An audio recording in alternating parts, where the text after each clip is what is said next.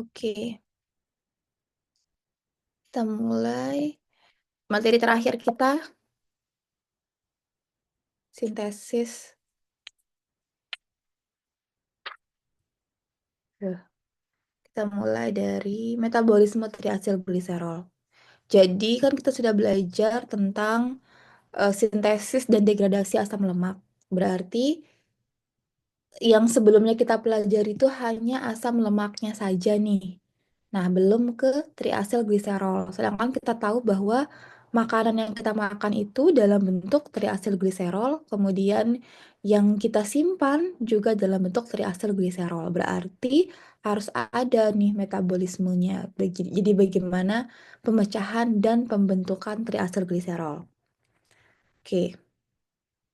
Ini semua kita sudah pelajari di awal ya.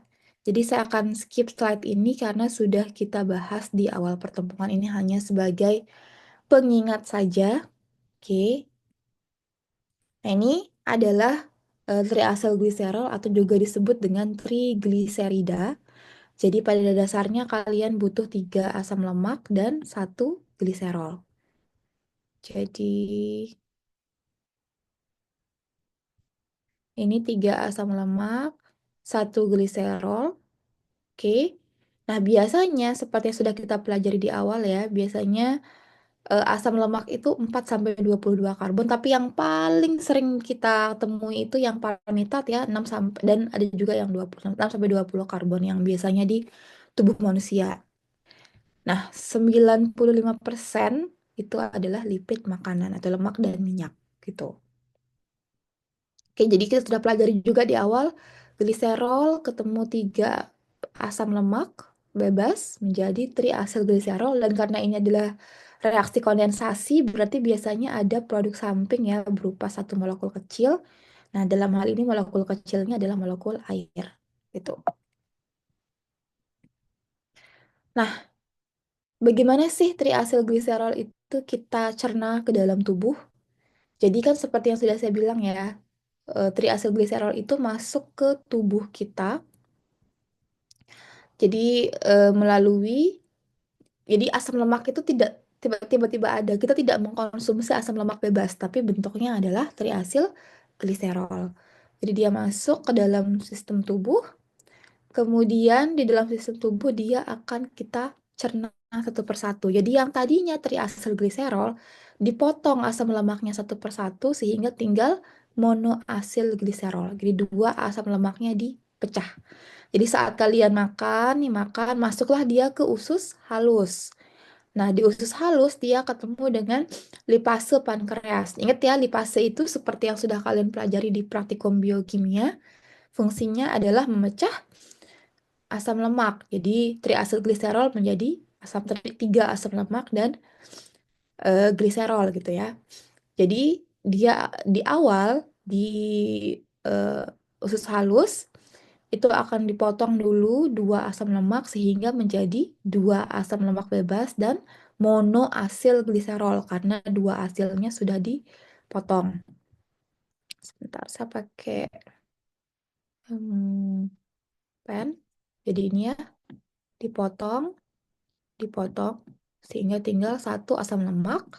Nah, duanya lagi itu menjadi asam lemak bebas.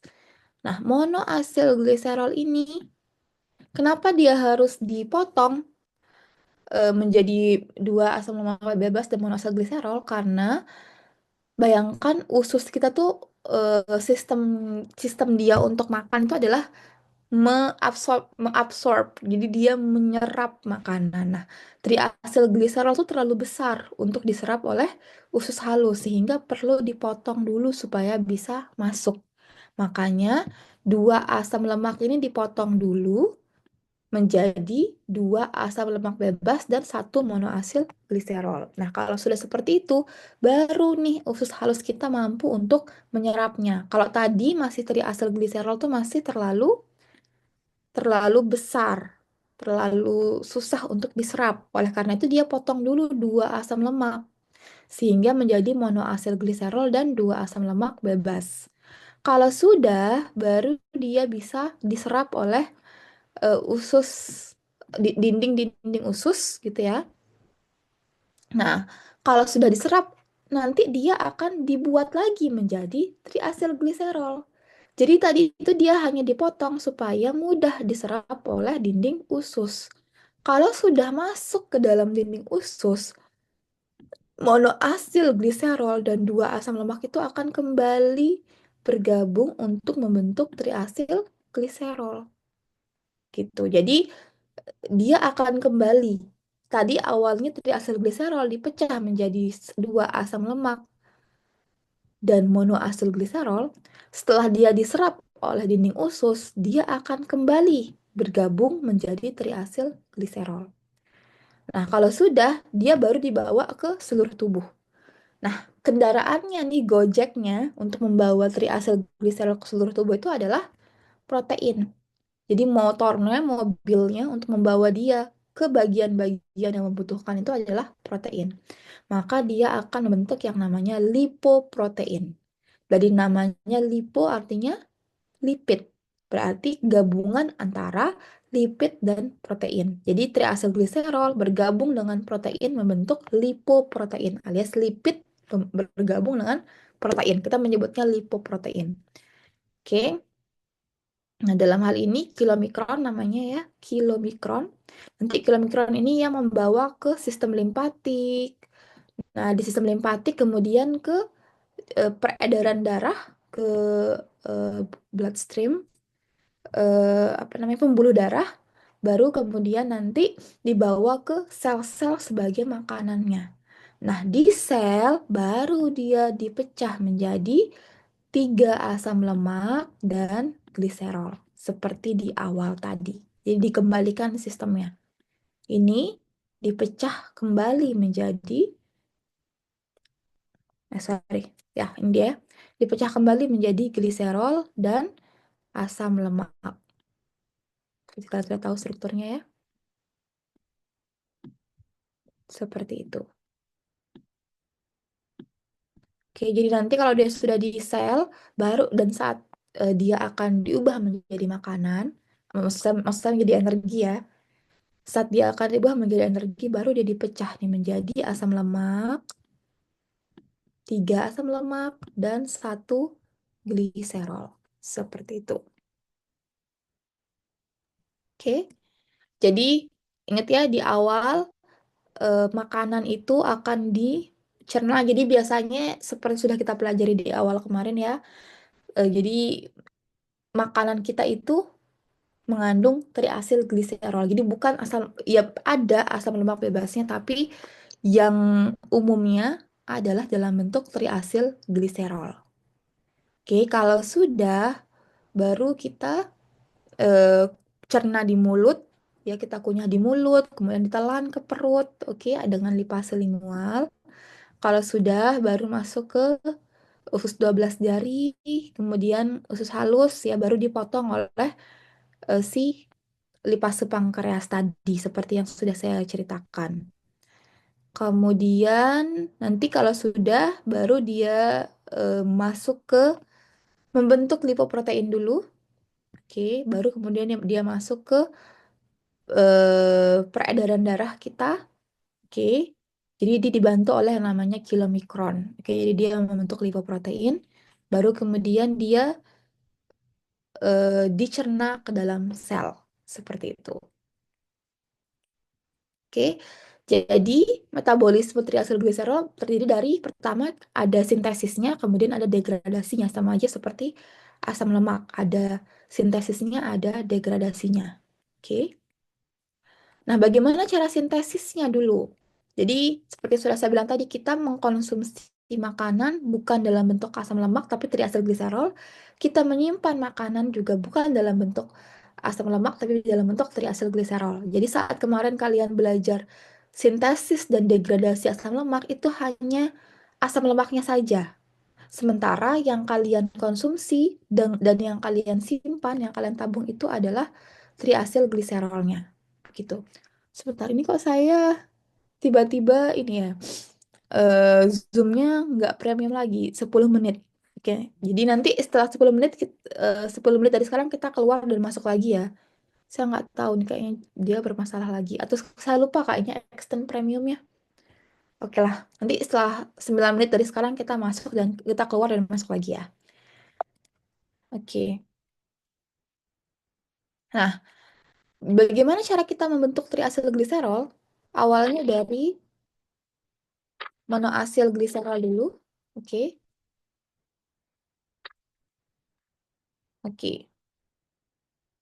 Jadi, seperti yang saya ceritakan tadi ya, pertama kita ingat sumbernya ada beberapa sumber. Oke, sumber triasil gliserol itu ada berbagai sumber.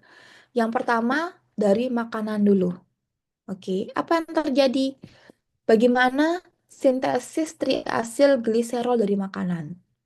Jadi yang pertama, seperti yang saya bilang tadi, triasil gliserol itu terkandung dalam makanan. Jadi makanan itu sudah mengandung triasil gliserol. Oke.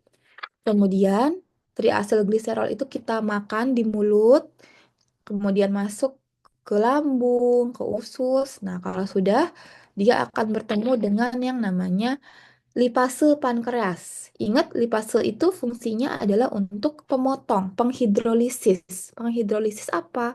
Menghidrolisis asam lemak. Jadi saat triasil gliserol itu ada di lipase pankreas, asam lemaknya akan dipotong satu. Jadi ini kita potong satu. Oke. Maka akan turun asam lemak bebas. Asam lemak bebas itu kemudian akan dicerna oleh eh, dinding usus kita. Kemudian, berarti kan tadi kan kepotong satu nih. Bilang satu, berarti tinggal satu. Oke, tadi dia pakai yang di bawah, saya potong aja. Sebentar. Saya potong yang di bawah biar nyambung. Screen. Oke. Jadi yang ini ya, asam lemaknya dipotong. Kemudian setelah dipotong dia akan diserap oleh dinding usus. Nah, tadi kan satu udah dipotong nih, berarti tinggal dua asam lemaknya. Maka namanya adalah diasil gliserol. Tadi kan triasil gliserol. Sekarang tinggal dua, berarti namanya adalah diasil gliserol. Kemudian datang lagi lipase lagi, dipotong satu. Oke, dipotong satu, dipotong satu ya, yang ini. Nah, asam lemak yang dipotong itu langsung diserap juga oleh dinding usus. Berarti tinggal satu asam lemaknya. Maka namanya adalah monoasil gliserol. Nah, kalau sudah seperti ini, berarti dia sudah cukup kecil untuk diserap oleh dinding usus. Maka dia bisa masuk. Oke, jadi dinding usus kita tidak bisa mencerna seluruh triasil gliserol ini. Oke, maka dia harus kita potong dulu dua asam lemaknya. Jadi lipase pertama memotong satu asam lemak, lipase kedua memotong satu asam lemak, baru kemudian kita memperoleh monoasil gliserol. Oke, kalau sudah maka dua asam lemak ini ya dan monoasil gliserol ini diserap oleh dinding usus. Oke, seperti itu. Jadi triasil gliserolnya memang sudah ada utuh dari makanan, tapi tidak bisa kita serap dalam bentuk utuh. Jadi harus dipotong dulu baru disintesis kembali lagi nanti setelah dia berhasil diserap. Caranya bagaimana? Nah, jadi caranya yang pertama seperti biasa ya, saya selalu bilang kalau asam lemak itu dalam keadaan tidak aktif. Kalau kita mau gunakan, maka harus kita aktifasi. Dan bentuk aktif dari asam lemak itu adalah asil koenzim A. Jadi, bentuk aktifnya harus dalam bentuk, ini R ya, bentuk aslinya, aktifnya harus dalam bentuk terikat dengan koenzim A. Seperti ini.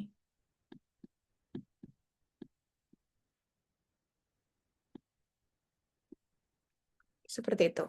Oke, maka kita butuh koenzim A dan jangan lupa untuk aktivasi itu kita harus punya modal 1 ATP seperti yang sudah kita pelajari sebelumnya. Oke,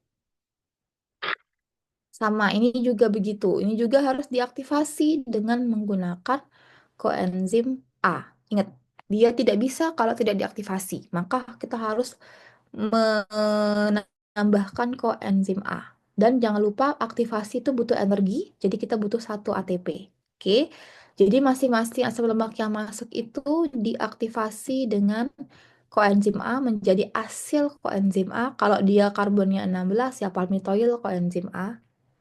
Gitu ya. Kemudian baru dia bergabung. Setelah dia bergabung dengan monoasil gliserol tadi, baru dia membentuk triasil gliserol.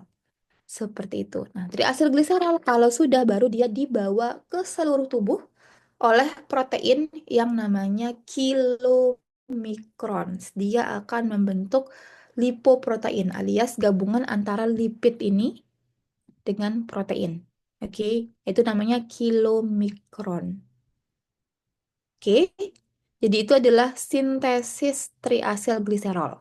Awalnya triasil memang sudah dalam bentuk triasil gliserol dari makanan. Oke. Kemudian satu asam lemaknya lepas, oke. Kemudian kalau sudah satu asam lemaknya lepas, baru dia menjadi asam lemak bebas. Nah, kemudian triasil gliserolnya dipecah ya, yang lepas satu menjadi diasil gliserol, lepas satu lagi menjadi monoasil gliserol. Kalau sudah baru dua asam lemak ini dan monoasil gliserol ini diserap oleh dinding usus halus. Kalau sudah baru dia disintesis lagi gitu. Jadi dia sebenarnya mensintesis sesuatu yang sudah dia pecah. Nah, dua asam lemak ini dan monoasil gliserol ini bergabung, tapi sebelumnya asam lemak bebasnya harus diaktifasi dengan asil harus diaktifasi dengan ATP dan koenzim A menjadi asil koenzim A.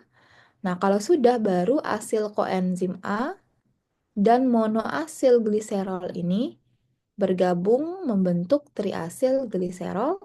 Nah, triasil gliserol dibawa ke seluruh tubuh dalam bentuk lipoprotein, ya, yaitu kilomikron namanya. Jadi protein dia dibawa oleh protein.